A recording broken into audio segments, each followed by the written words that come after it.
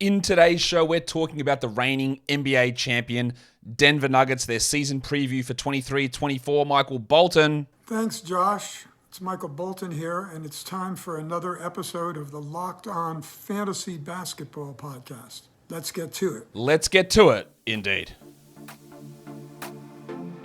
You are Locked On Fantasy Basketball, your daily fantasy basketball podcast, part of the Locked On Podcast Network.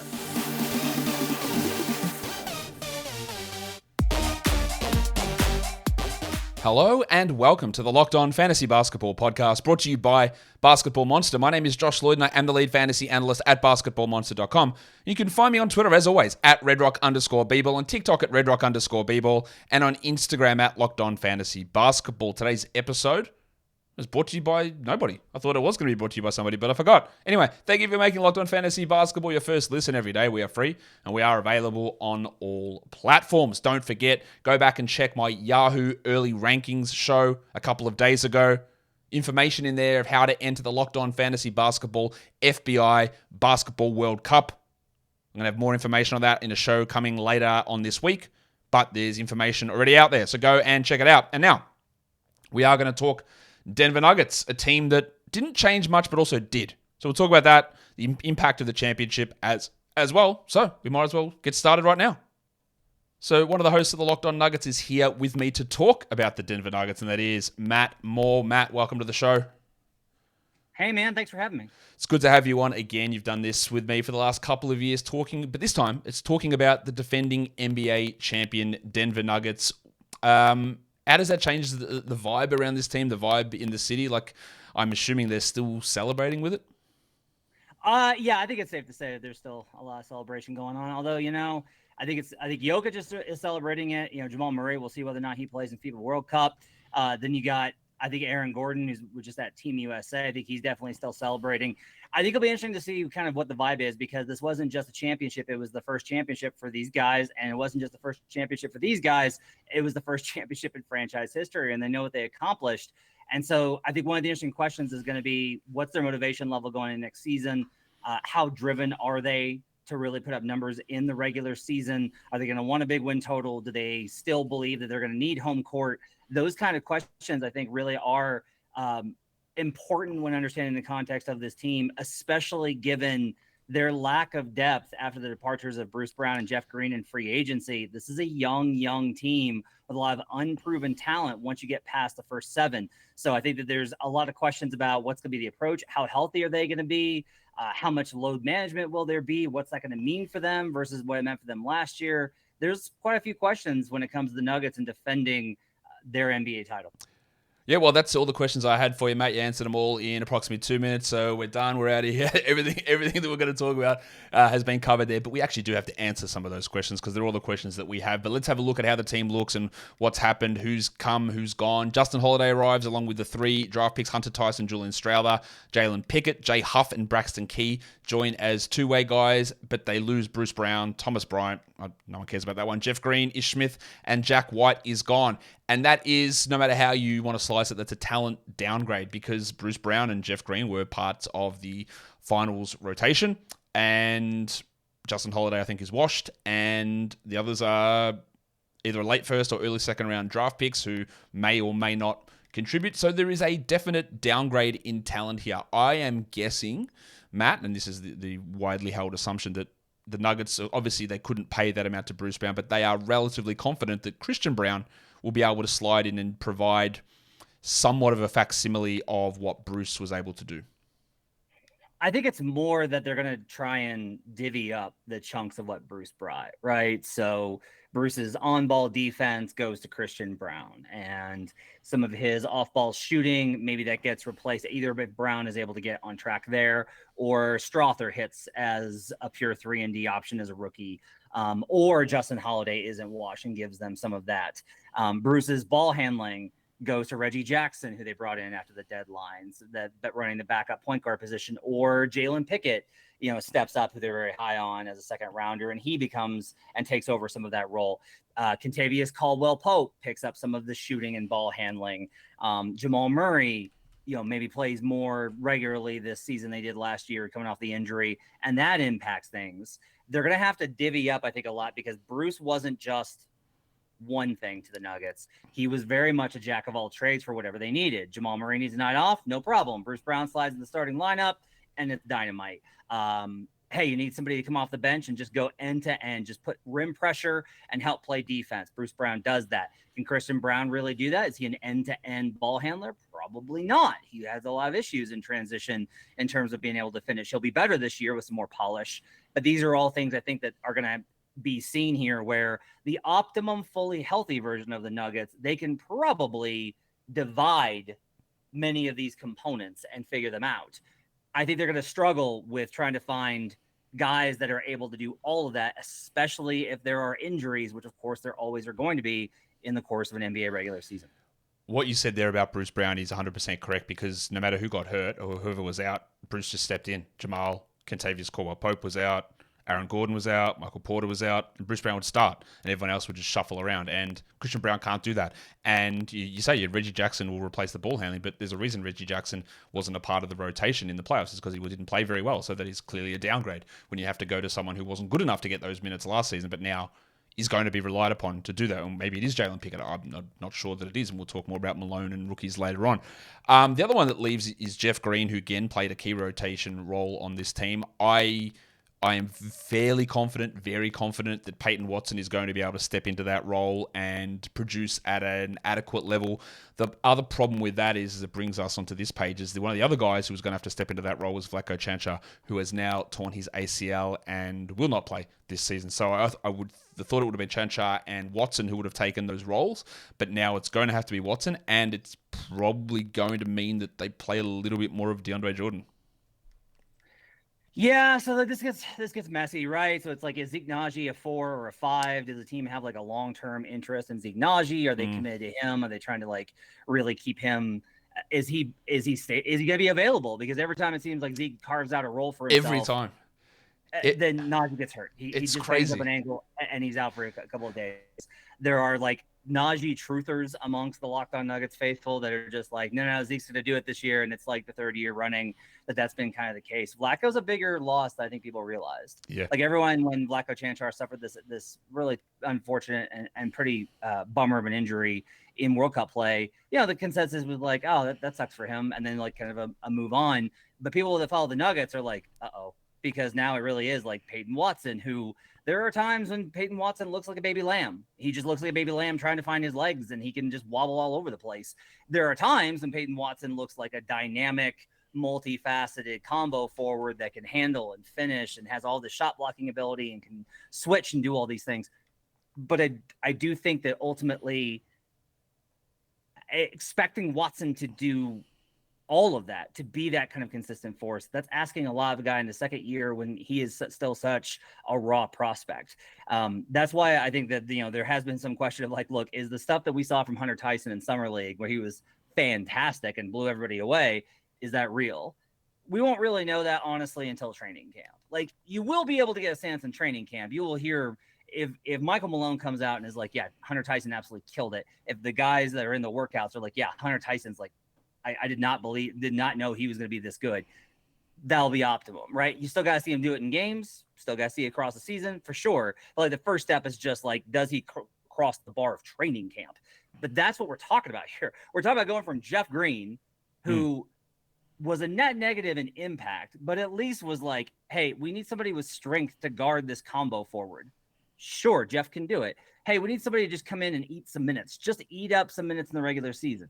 Sure, Jeff can do it. And ultimately he was a negative. And that's kind of the upside here is like, look, the minutes were so bad in the on-off splits that they can't be worse. And so like, I think actually from a fantasy perspective, it's going to be really interesting, which is like, what if the impact is better, but the reduction is worse? Like, what if you actually have guys that do less, but they don't wind up getting killed in the plus minus as badly as Jeff Green did? That I think is an interesting question, because I still don't know what Peyton Watson's actual role is as like a role an archetype in the NBA. I don't know what that mold is. I don't know what Hunter Tyson's going to be. I don't know what Julian Strother's going to be. We don't know about any of these guys. And then it comes down to Zeke Nnaji, who again has all these injuries. So Vlatko Čančar's injury, I think, is a much bigger deal with the makeup of the Nuggets regular season rotation than people realize. No, it's huge. And it's also huge for fantasy as well in terms of I also have been a Zeke Nagy truther at times, but 3 years in a row, if he plays one game in a row then gets hurt, I just can't believe it until I see it now, because he gets those games and you go, oh, here we go, like something's going to happen. But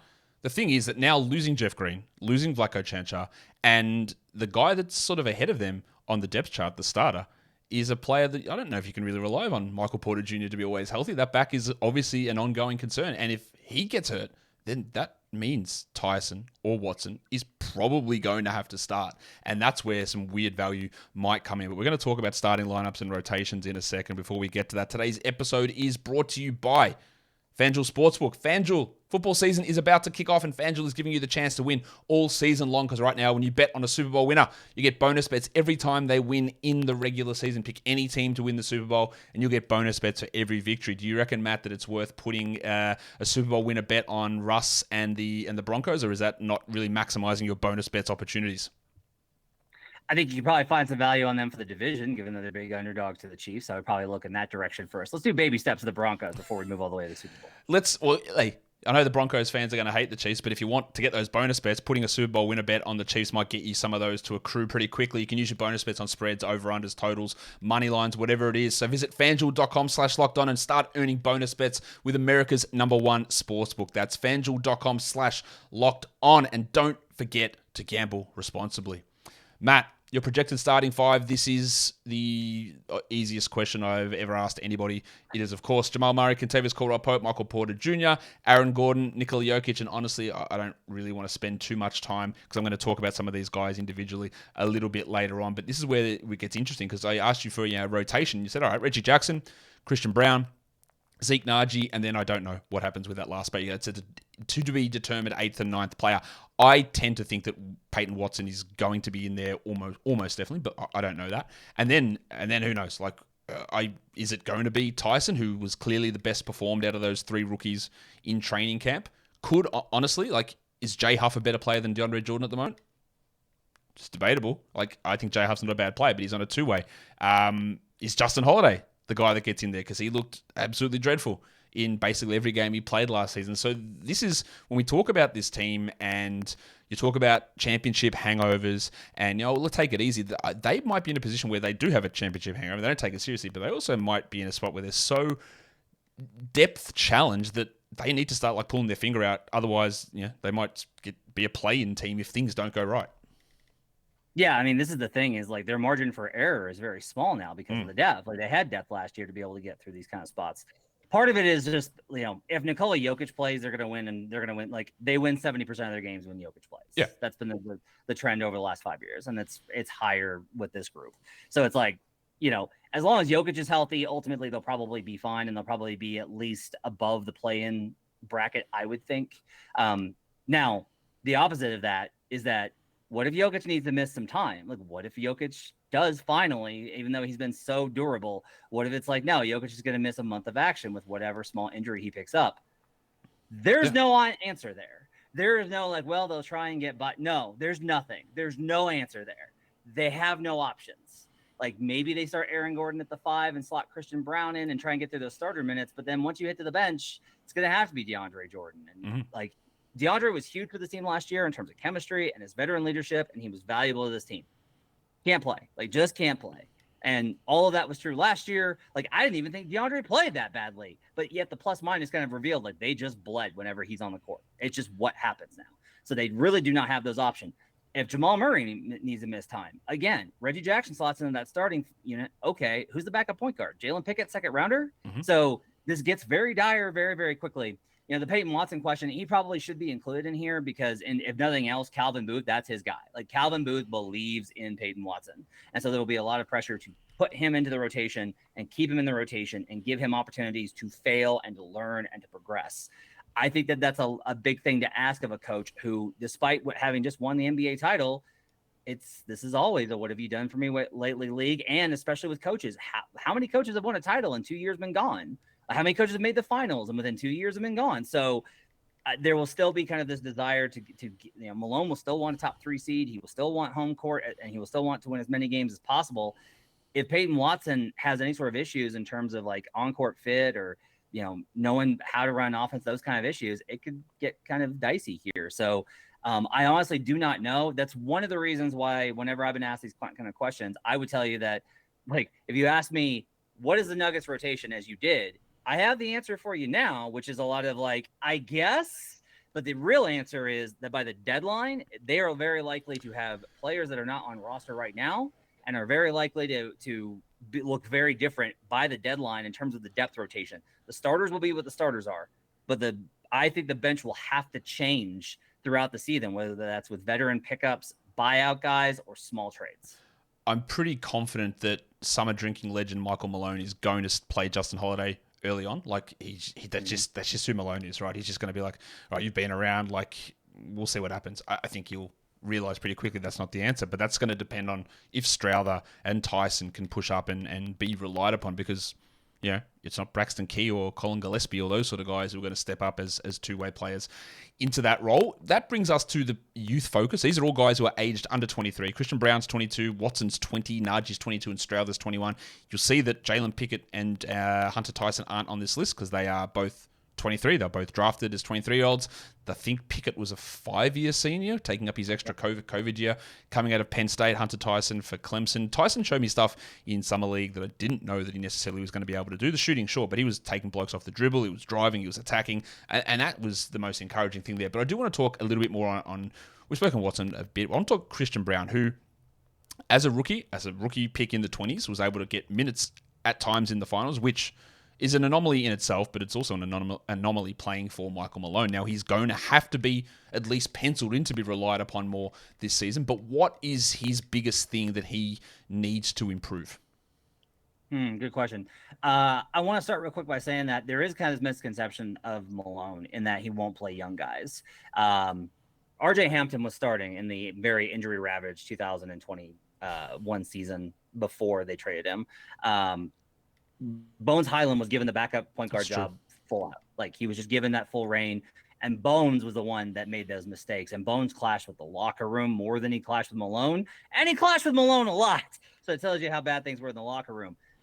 Christian, on the other hand, did everything that he's been asked to do. When you do the things that you were asked to do as a rookie, Malone will wind up slotting you in. He's moved away from, I think he was more reticent to do that when the core Nuggets were younger, when it was Jokic was inexperienced and Jamal was inexperienced and Gary Harris and those guys, when it was like complimenting young guys with even younger guys. Now it's like complimenting a pretty veteran group with younger dudes. As far as Christian, his defense is phenomenal. He's just an absolutely incredible defender. And offensively, he showed a lot in the finals in terms of those cuts and learning how to take advantage of what the defense showed him and punishing that by either cutting and then getting the ball back to Jokic. Like, those little passes that he made really hurt the Heat. The Heat were absolutely flabbergasted that they couldn't just pick on Braun by not guarding him. And not only was it with his scoring, but when they rotated over, he made that extra pass. Where he does get in trouble, and we saw this in the Lakers series, when he is physically outmatched and the game is at a very intense level, he gets a little out of control offensively. He's turnover prone, and he just you'll notice, like, he doesn't take the right angles, or he seems a little lost when he's trying to find his spot in the offense, because so much of what Denver does is read and react. So Braun, I think this season with some polish, can improve on all those things. The 3-pointer, I think, is something that I don't foresee like a huge, I'm not like Christian Braun is a 40% shooter. He just needs to have more polish. And I don't think that he's like always going to be a sub 30% shooter either. He'll probably level out somewhere between 33 and 35 this year. I think he'll be okay. Not good, not great, not even league average, which has crept up so much, but okay. But what he really does need to do is he needs to be able to finish with more poise, with more control, especially in transition. When he's getting out with the ball and he's out of control and he gives up charges on offensive fouls.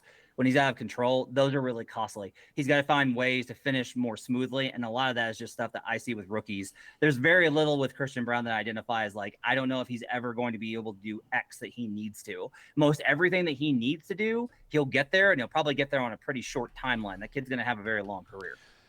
The interesting thing with Braun is there was a lot of clamoring from Nuggets people that Malone wasn't playing him enough. We heard that. Maybe that was just a vocal online community that I was seeing, but that happened, right? But his numbers from last season require a lot of context, because he did shoot 35% from three, but that also trended down as the season went on. But his 2-point percentage went up as the season went on. He was at 62% over the final 25 games from 2-point range. And you go to look at something like his EPM over at dunks and threes, and it's a horrifying number. You go, man, why Nuggets fans talking about this guy? He was like -4, 17th percentile. But then you look at the graph and you just see how bad it was early on, and then you see that he was actually a positive player all through the playoffs. And you go, okay, that's very interesting. It's a continual improvement, and then became an actual positive winning contributor according to the EPM metric through the playoffs, which is, that doesn't necessarily mean that it's going to continue on that trend, or it's even going to continue at that level through next season. But as all that stuff improved and he did earn that trust, like the numbers overall look bad, but when it mattered and as the season went on, he started to look pretty good. So there is a lot of encouragement, I think, there in terms of looking at how his season went. Now, Matt, this, and you will know this, and I know when I've spoken in the past with Adam Mares about this, there's always a thing with Nikola Jokic and starting the season. And usually, I know Adam, correct me if I'm wrong, but Adam's like November 15th. Like, that's it. Jokic is like, I'm just taking it easy. Then November 15th, he goes, all right, let's get serious here. Let's really start to crack. And I worry that with the amount of horse riding that's been going on from Nikola Jokic, that November 15th deadline might push back a little bit, where he just like doesn't quite take it as seriously as maybe he does later on in the season. That might extend a little bit this season. Yeah, so it's very telling to me that in his post-championship exit interview, with all the excitement, he said, quote, "I'm going to take some extra time this summer." Yeah. Like, I don't know when he's coming in. It would, if you told me he was not in Denver for preseason, there is no part of me that would be surprised. No. If you told me he arrived the day before the opener of the season, I wouldn't be surprised. I also wouldn't be surprised if that happened and then he came in and he dropped a 30-point triple-double on the Lakers on the opening night, because that's just, the dude shows up and that's how it goes. On the same time, he has taken his conditioning at such a more serious level. He has developed so much into a professional. He's been so much more serious about his approach in all aspects, and you can see that reflected in like the suits that he wears to games and how he is with the media. He used to be really goofy and fun with us, and now he's a lot more like, no, next question. Like he's a lot more serious. So he may be, that same professionalism may carry over, and he may be like there on day one of training camp and play. But I think that we'll see a lot more days off. I just think that he's going to need more time. I just think he's going to need a little bit more of a break. You got to remember how much basketball he's played over the last 4 years, where you've got that entire bubble run, a month off, back into the season. He plays every game in 2021. He's in that. He goes to the second round that year versus the Suns. Comes back the next season, has to carry without Jamal and MPJ that entire year. Wins MVP again. Goes out in the first round. Plays for Serbia in last summer's FIBA qualifiers. Then comes into this season, puts up another MVP caliber season, and wins the title. So like, there's just a ton of basketball that he's played over this time. I think that mentally and physically, he's pretty burned out. Now, there's no way to really predict when that burnout repairs, because we don't have real data on that kind of stuff. You can talk about injuries and that recovery time, but there's no study that could tell you on the average individual of like how long it takes them to get mentally back into the flow. It's going to be a little bit though. And so I think that there's a very definite possibility that Jokic starts out slow. The question I think that we have to ask is Jokic at this point, is his slow still an MVP level? Because that's how much he controls the game, how easy it is for him, and how much he's able to dominate. A lot of the stuff that he did last season was honestly light work. And it's hard for me to get an estimate of how hard he's working before we hit like a conference semifinals level, given how much he dominates the game just with his understanding of how to control it. You're right. He's improved a lot of that, the conditioning stuff that we talked about and the slow starts. I'm a little worried. Like he has been indestructible, so to speak. He missed 13 games last season. Some of it was a little bit taking it easy, but he did have a hamstring problem that did bother him a little bit throughout the season. And like all of us, Matt, he's getting a little bit older, and you don't stay indestructible forever. So it is going to be interesting to see how he gets managed throughout this season, because there's no guarantee that he's back and playing 77 games or anything like that. Not that he's running at huge minute loads all the time, but there is a possibility that something that did start to bother him a little bit last season. I think he had a wrist injury at some point last season or the year before as well, which has some bothers there. Like there are a couple of things that are just starting to add up, and that, as you get older, this stuff does take a little bit longer to heal from, or just you need that extra time. And after these extended runs, as you mentioned, that is somewhat of a concern. I think the other thing that's important to note with Jokic and even the Nuggets team in general. Now I've always referenced the Nuggets as sort of an NBA equivalent to my favorite team in the Australian Football League, the Western Bulldogs. We've always had these exciting sort of players, but could never get through and over the hump. And then we did in 2016, after 65 years after our first and only one. And then after that, basically the fan base was like, who cares? Like, who cares what happens from here on out? We've done it. We won. We never take that away. And then there was a huge letdown even internally in the team. And they sort of struggled to get back to that level. I'm not saying that's necessarily going to happen with Denver, but with all these things adding up, like there's got to be a sense of, I don't know if like relief, but it's also not necessarily foot off the gas, but I think there is a level of concern with the team that's strived so much and been close so many times in the past that once you get there, there's like does it turn into we're going harder again, or is there something that eases off, plus all these other concerns, plus things here that it is a little precarious. I agree. I think the bigger problem, honestly, is that I think there's a hubris a little bit. And I say that based off of they immediately started talking about dynasty. They started talking about winning more than one. And I'm just like, guys, just be here. Just be here right now. This is a great moment for you. Just be here, because the repeat is hard and then the three-peat is nearly impossible. And so, like, there are all these reasons to believe them that they're going to be there, but it sets you up to be in the pack. The Nuggets are going to be very Spurs-like, where they have a chance to win every year that Jokic is around, much the same way that the Spurs had a chance to win every season that Tim Duncan was around. Like, they will have that opportunity. They have an infrastructure. They have good coaching. They have Jamal Murray. They have good shooting. They have a good front office. All these things are in place. But you still got to get fortunate. They had exceptional health luck in last year's playoffs. Yep. They were healthy for the most part. Guys missed time last year because they were able to miss time. Jamal Murray was able to miss time to recover from the ACL because they had Bruce Brown, etc. Jokic was able to take games off because they had the number one seed for most of the season. If that goes away, in part because your depth has been decimated, now all of a sudden your margin for error goes away, and you're going to have to scrap and claw and fight. And that's going to be even harder coming off of the energy that you expended last year. So they are very confident in their ability to get back there, because I think their thing is, as long as we're healthy, and we can't control whether or not we're going to be, as long as we're healthy come April, we can win the title. And I think that they're right. It's a question of just managing all of that, trying to get through that, getting the right breaks. And then on top of it, I do think is like, look, your guys are going to have to be as good as they were last year. Not all NBA careers are linear. Very few NBA careers are linear. So seeing, does Aaron Gordon play as well? Does MPJ play as well? Did he get better? Maybe MPJ plays way better. Is Jamal going to be as good in the playoffs next year as he was this year? He's been nothing but dynamite in his last two playoff appearances, so there's no reason to think otherwise. But we also don't have that big of a sample size. There's all these type of questions to your point, which is centrally, you can't rule out Denver. And you can't say that they're not going to be a number one seed or a 2 seed or a 3 seed, that they're not going to put up 50 plus wins. But you also can't be like, oh yeah, it's no big deal. They're dead. Like, just pencil them in. They're done. They're good.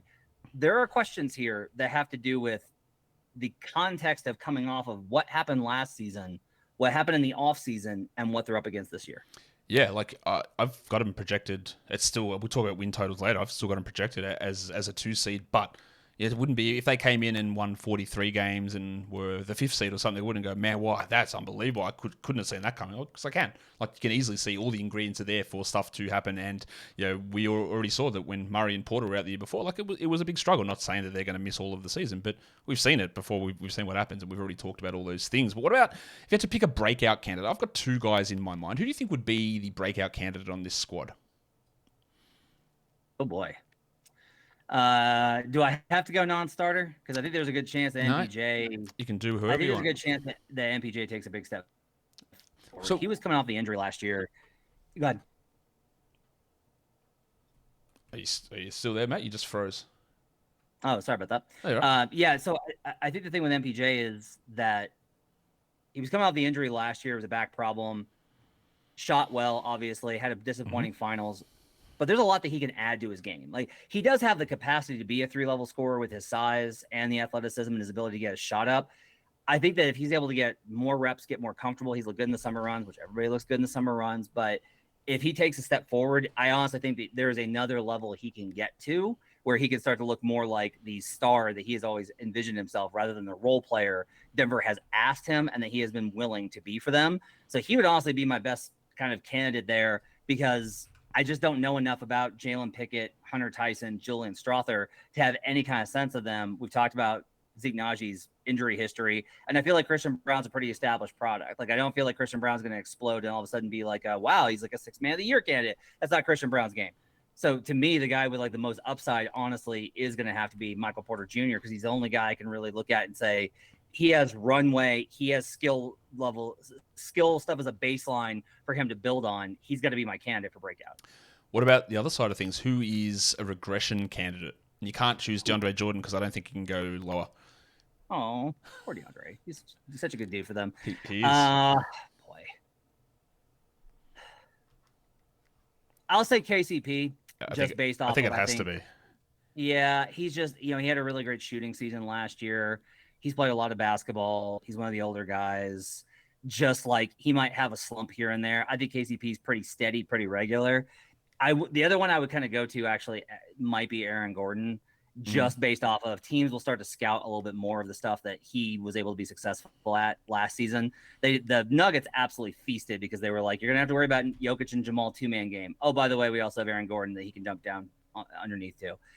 When they start to get more used to it and he shifts to getting more of the attention, I think there might be a little bit of a dip in Aaron Gordon, even though Aaron very willingly has sacrificed a lot in terms of his per game stuff here.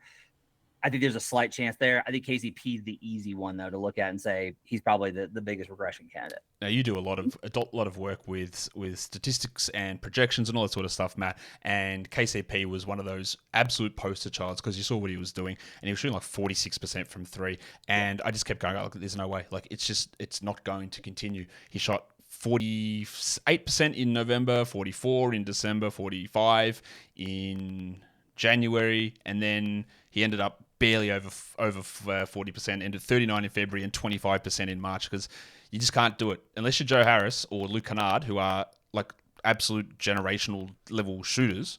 Look, you just can't maintain that level of production. And yeah, his numbers dipped, and I think he was over his final 25 games, he was a 33% three-point shooter in the regular season, which is significantly below average. And if he's just a 36% guy, then so much of that extra value that he provided sort of disappears. Like, because when you're knocking him down at 45%, like, that's huge. It's unbelievable. But when that falls away, then and of course he's an older player as well, who had probably one of the best seasons of his career, and that's always hard to bank on repeating. Do you think this team has a surefire trade candidate, someone who you think would be the highest chance of getting traded, or do you think they're just more likely not going to make any sort of move like that?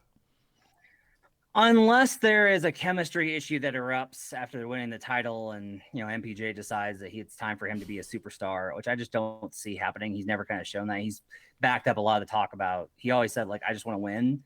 And he made the sacrifices that were asked of him to do that. So unless that happens, I think Zeke Najee's probably the biggest candidate, just because there's going to eventually be a point where the Nuggets get to, like, look, it's just not going to happen for us. Like, it's not going to happen here. Maybe he gets healthy somewhere else, but we really can't keep going along with every time that we give him any sort of minutes, he gets hurt and then he's out, and then the shooting inconsistency. Zeke's not a good enough prospect for them to commit long-term to. So if you're trying to get a veteran, if you're mid-season, it's January, and you're just like, we just need to pick up somebody to get us through the next 3 months, packaging a protected pick with Zeke Najee makes a lot of sense as like a low value prospect to go ahead and throw out there to get a veteran that's available for cheap on the market. So Zeke Najee is going to have to be it for me. Yeah, I would say so. Like, there's been so many chances, and it just hasn't really. It could still work, but look, I tend to agree with you there. Let's look at our win total projections. They were 53 and 29, sixth best net rating plus 3.8. They obviously took the foot off the gas through April and March last season. FanDuel's got them at 53.5, which feels rather optimistic to me there. I've got them at 51. You've got them at 50. I created this graphic yesterday, And since then, I've actually gone back in and adjusted them down to 50 as well, Matt. I think your projections had them at like 49.5, so you were around that mark, going comfortably under that FanDuel number. We touched on that before. I don't see how they're a better regular season team than last year. Yeah, a lot of this is that my numbers actually didn't love them last year. Like they overperformed last season, and so just from a betting perspective and the stuff I do over the Action Network, 50 is kind of a key number. Unders on 50 or more wins have gone under about 60% over the last 10 years, just because it's hard to get over 50 wins. Yeah. It's just hard to meet those when you expect it. We always have a lot of 50-win teams, but they're not all the teams that we expected to win 50 games. And so when we got a number like this up at 53.5, it's an easy under. We talked about the depth, the lack of depth. It's such minor stuff that can derail them. If Aaron Gordon sprains his knee, no big deal. They avoid surgery. Whew, yeah. Lucky Nuggets. But okay, he's going to miss 3.5 weeks. Mm-hmm. What are they doing? MPJ slides to 4, sure. You putting Zeke Naji at 3, you putting Christian Braun at 3. Okay, if Christian Braun's at 3, who's your backup 2 guard? Is that all of a sudden Justin Holiday? Are you pulling Julian Strother, the rookie, and having? They have all of these picks that were picked where they were for a reason, and they have drafted well, and maybe those guys are dynamite. That's entirely possible. But from where we're at now and the known quantities and how important those are in projecting, I have a hard time getting there. You add in the motivation, you add in the fact that their half-court offense wasn't nearly as good as their transition offense last year, and some of those things can be kind of variable. You kind of touched on the shooting at KCP. They had exceptional shooting luck last year. This is a team that creates awesome looks. So part of it's like, yeah, if you have Jokic and you create great looks for great shooters, you're going to shoot well. But even if we account for all that, they overperformed even that. So I think some regression is reasonable to expect here. I wouldn't be surprised if this team was at 48, 47 wins with some bad injury luck. If things absolutely went sideways, of course, and Jokic gets hurt, that's a different matter. But with like if Jokic suffers a minor injury that he misses some time, that can put them more into the 6 seed range in those kind of situations. They have a lot of talent. Jamal Murray can have finally the season everyone's expected him in the regular season versus his playoff performances. They still are very talented. This team will still be a threat. But regular season, I cannot see, no matter how much Malone pushes them, I can't see this veteran group being like, yeah, we're going to put the hammer down and we're really going to go for the number 1 seed again. No. That they're going to be like, we got to be ready, healthy, and rested for the playoffs because we know how grueling it is. They will do that approach. I think they'll win way fewer than 53 games. I think that they're a slight under at 50, honestly. Yeah, look, I do have them at 50 at the moment, which would be the 2 seed in the West, and I'm not really that confident. And out of the ones that I've done so far in terms of team previews, I'd say the Nuggets under and the Hornets over feel like the ones that seem the most off at this point in terms of like I just don't see how it happens. I just don't see how they're hitting 54 wins at this point, and I expect that FanDuel total will end up coming down over the coming weeks and months heading into the NBA season. Now, Matt, that brings us to a Denver Nuggets grid. We're looking, you know how the grid games work, I am sure. We're looking at the Nuggets and the Rockets, the Nuggets and the Bulls, the Nuggets and the Bucks, Nuggets Blazers, Nuggets Pacers, and the last one is someone who averaged 20 points per game in a season while playing for the Nuggets. Now, of course, we can't do the rarity scores here because it's just you playing. But what we do have is a way that I have devised to work out how to find the players that are probably harder to discover here. And what I've done is looked at the games played for, say, for the Nuggets and the Rockets, chosen the smallest of those 2 numbers, and then graded all of those, ranked those all amongst those. So if someone played 400 games for the Nuggets and 2 games for the Rockets, that counts as a 2 in terms of grading in the score. So you're looking for just these random appearance players, and then I've graded all that out of a scale of 100 to get scores across the board so we can compare you to all the other Locked On hosts. Which one do you want to start with? I want to start with Nuggets Blazers, and we're going to do Raymond Felton. Raymond Felton, Nuggets Blazers. That is one that I did not think we were going to be getting. All right, that is a very good score because Raymond Felton only played 21 games in Denver. Was that Carmelo Anthony trade related? It was, wasn't it? Yeah, I do remember that. And he put up some pretty good numbers, I think, in those games as well because he came over to replace Chauncey Billups, if I'm not mistaken. So, yeah, Nuggets, Blazers, Raymond Felton, that's a 5.87. That's a really good score. All right, where are we going now? That's my best one because now it's going to get rough. I am surprisingly struggling at these games. I'm usually really good at it, and the sign of how I'm getting older. I assume that these have got to be games I've actually played, so I can't use players that have not yet played for these teams. They have to have played, yep. Okay, let's see. I got to think of – I'm better with Bulls. I'm trying to think of a good Chicago Bull here. I know a great one. Every time this appears on a grid, Bulls Nuggets, I've got a good one that I use for that. But let's see where you go. I don't think JJ Hickson played for them. Help me out with one on the Bulls. Let's have a look. I'm having a look. I'll give you some clues with some players here. I don't really know how to even give clues. I'll give you the clue of the one that I always use. He's French.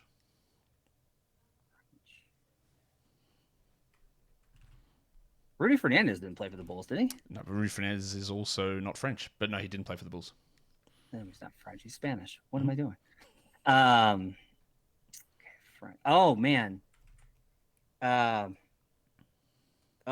kid's name. Oh, you're killing me here, Josh. Help me out. The player that I am thinking of was I think he's still playing in Europe at the moment. He was a Nuggets second round draft pick. His name is Oh yeah, you're there. You're there. Yes, you are. Joffrey Laverne.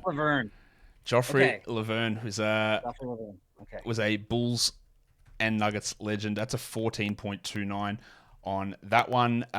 He played 20 games for Chicago, 83 for Denver. Okay. So we got Denver versus Indiana. That's an interesting one just because I feel like most of Indiana's guys don't go anywhere. They just kind of like play there and then they like vanish into the ether. There's 42 players in history that have played there between these two teams. Okay. Wow. There's a couple here that I just had no idea. Oh, okay. Wow. That's a great one. Well, there's a couple of good ones here. I'm excited to see where you go. Oh boy. Okay. I think of that 2000. I always try and go for the 2010 teams because that's far enough back that you get a pretty good rarity score on them. Yeah. And you're usually able to find like a handful of guys that you can kind of locate. I got one. Roy Hibbert. That is the one that I was thinking. That is an amazing one because he had six games for the Nuggets. That is a 2.25 score for Roy Hibbert because obviously he played tons for Indiana, but I don't think many people would remember him suiting up for Denver. 2.25 for Roy Hibbert. We've got Houston, Milwaukee, and then the 20-point per game scorer. This is going to be not a great rarity score, but I'm going to go do Ty Lawson on the 20 points per game. Let me give you more of the structure of the 20 points per game because we want someone who's averaged 20 points per game in a season for the Nuggets, but also you want someone who's played the fewest career games for the Nuggets. I should have mentioned that. Oh, so somebody that's averaged 20 points per game at some point in their career, but has also played. No, they have to have averaged 20 points per game for the Nuggets, but then we grade them on who's played the fewest career games for the Nuggets. Boy, okay. So sometimes it's guys who are like, obvious answers, but then you think, they actually didn't play that much for Denver, despite averaging 20 points per game for them. Did Fareed ever average 20? I don't think Fareed did. That's a good question. I'll say Kenneth Fareed. Okay, you'd be wrong. Kenneth Fareed did not average 20 points per game. I'm not going to give you answers for all of them. See, the thing is that you know here is I didn't cheat by looking at these in advance. I could have just done the stat head and looked them all up. You definitely did not cheat because I didn't give them to you in advance either. All right, so that is, I'll tell you who was a good one on that one. Allen Iverson only played 135 games for the Nuggets, but he did average 20 points per game in a season. The lowest score was Orlando Woolridge, who averaged 20 points per game at some point in his Nuggets career. But you get a 0, you get 100 on that one. So now we've got Rockets and Bucks. Okay. All right, you're giving me a 0 on the points per game. Okay, I only do the ones where I can get them wrong repeatedly because otherwise I would never ever be able to get any of these, and that's a real problem. Shout out to Hoopgrid. Let's see.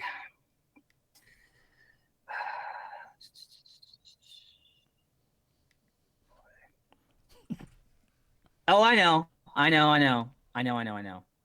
Because he's played for every freaking team in the league. Ish Smith. Yep. So which one's he? Bucks or Rockets? Bucks. Ish Smith, Bucks, 13-team legend. Ish Smith. Let's have a look at what his games played were for the. Oh, that's actually pretty good. He only played 16 games for the Bucks and those 50 or so that he played for the Nuggets. So that's a 6.91. So yeah, let's go. He's not a well-known Bucks player, and there you go. That's a good score there. And the last one is the Rockets.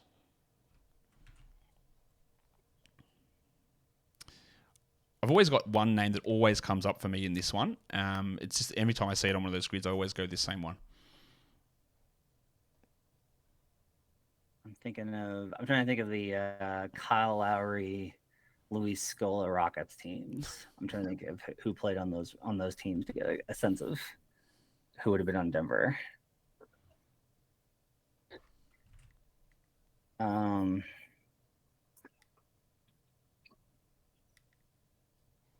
Oh, no, I know. I got it.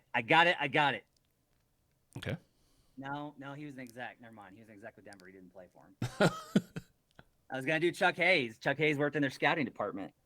But Chuck never, I don't think Chuck played for the... No, he didn't play for Denver. No, you're right. He didn't play for Denver. Damn it.